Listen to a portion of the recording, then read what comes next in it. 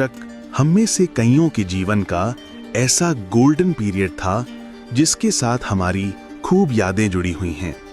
ये वो दौर था जब आमदनी कम थी लेकिन खुशियां ज्यादा थीं, सुविधाएं कम थीं लेकिन सुकून ज्यादा था, परिवार में लड़ाइयां कम, एकता ज्यादा थी, रिश्तेदार भले ही मीलों दूर रहते थे लेकिन रिश्तों में नजदीकियां ज्यादा थी।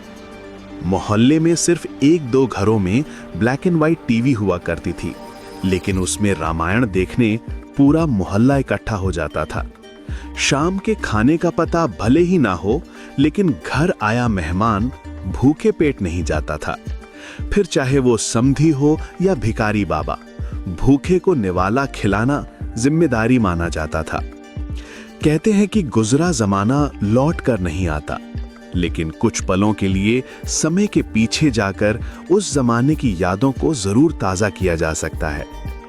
आज की इस खास पेशकश में समय से 4 दशक पीछे लेकर 80 के दशक के भारत की वो तस्वीर दिखाई जाएगी जिसे देखकर लगेगा, वाह, उस समय का भारत कितना सुनहरा था, जिसने तरक्की की सीढ़ियां चढ़कर आज दुनिया में अपना नाम रोशन किया है।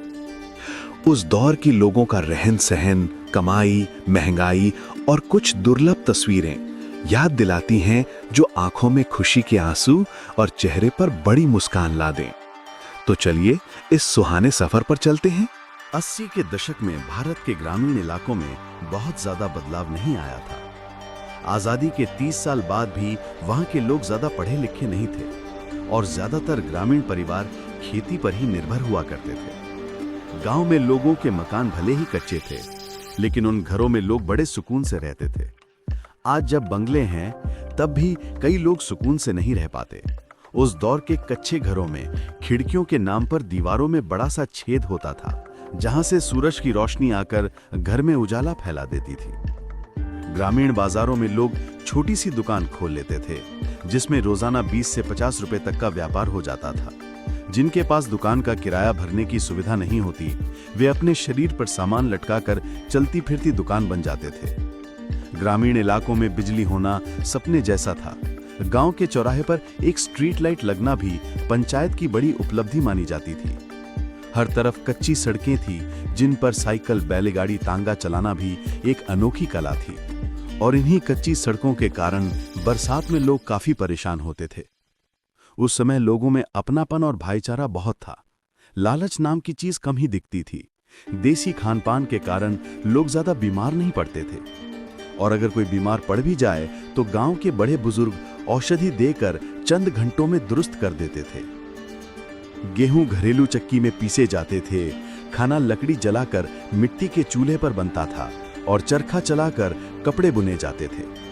मित्रों, उस जमाने में ना तो इंटरनेट था और ना ही लोगों के पास इतनी ज्यादा जानकारियां थी।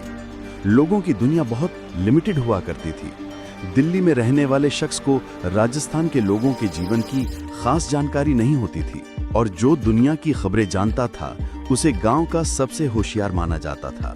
वाकई उस दौर की बात ही अलग थी, क्योंकि तब रिश्तों में प्यार मोहब्बत था, लाज शर्म और लिहाज रखा जाता था।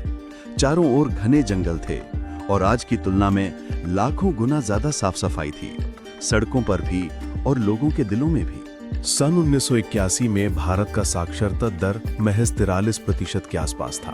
हालांकि तब लोगों को पढ़ाई की अहमियत और समझ में आने लगी थी, इसलिए सुविधाएं न होने के बावजूद बच्चे सरकारी स्कूल या गली नुक्कड़ के मास्टर जी के पास पढ़ने जाते थे। कोलकाता की तस्वीरों में बच्चे धूप में पुरानी लकड़ी की खटिया पर बैठकर पढ़ते दिखते हैं, और एक दुर्लभ तस्वीर में यूनिफॉर्म पहने स्कूल जाती बच्चियां चूहों को दाना खिलाती नजर आती हैं।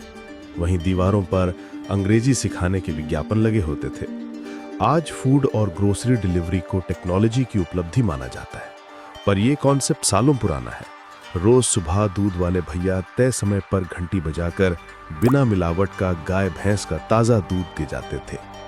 शहरों में उस वक्त हिंदुस्तान एम्बेसडर और पद्मिनी जैसी गाड़ियां सड़कों पर खूब दिखती थीं।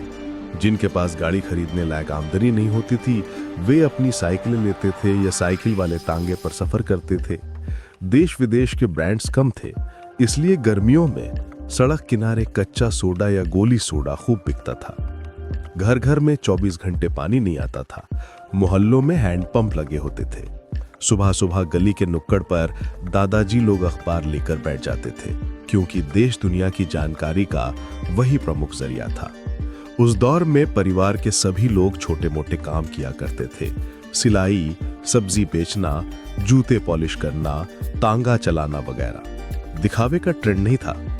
कोई काम छोटा बड़ा नहीं, बस मेहनत से 2 वक्त की रोटी कमाने का जरिया था। उस दौर में राजनीति में उथल पुथल, आर्थिक अनिश्चितता और सप्लाई डिमांड के दबावों के चलते आम चीजों की कीमतों में बढ़ोतरी महसूस की जाती थी। सोना चांदी से लेकर दाल चावल तक के दाम लोगों की चर्चा में रहते थे और सीमित आय में गुजारा करना कई घरों के लिए चुनौती था। रोजगार के औसत स्रोत छोटे कारोबार, मजदूरी और सेवा क्षेत्र की प्रारंभिक भूमिकाओं में थे, जिससे मासिक आय सीमित रहते हुए भी घर परिवार सामूहिकता से चलता था। इसी कारण बचत, सादगी और सामुदायिक सहयोग उस समय के जीवन मूल्यों की पहचान थे। 1971 में बांग्लादेश मुक्ति संग्राम के दौरान ईस्ट पाकिस्तान से हजारों लोग पाकिस्तानी सेना के उत्पीड़न से बचकर कोलकाता पहुंचे और भारत सरकार ने शरणार्थी शिविर बनाए। इंदिरा गांधी ने अत्याचारों पर कड़े रुख के साथ भारतीय सेना को हस्तक्षेप का आदेश दिया, जिसके परिणाम स्वरूप 93,000 पाकिस्तानी सैनिकों ने आत्मसमर्पण किया और बांग्लादेश स्वतंत्र हुआ। ये घटना भारत की सामरिक राजनीतिक क्षमता की ऐतिहासिक प्रामाणिकता रही। इसी दशक के संदर्भ काल में 18 मई 1974 को पोखरण में भारत ने पहला